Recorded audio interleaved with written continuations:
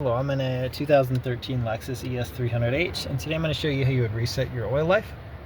So first, make sure your vehicle's on, and then from your main menu here, which you can get to with this button, we're going to use this to scroll around and then push this in like a button to select.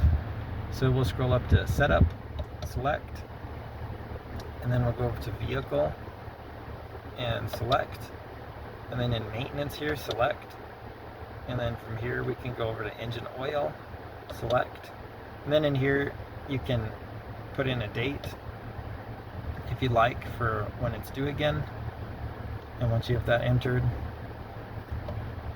to whatever you want it to say, it'll just auto save it.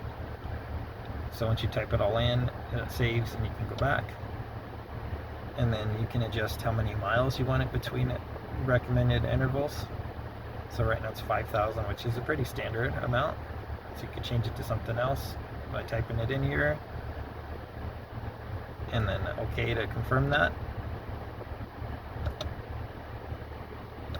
And then if you want to just reset it, just go down to delete. So delete that, and it just resets it all. But I hope this was helpful, and hope you have a wonderful day.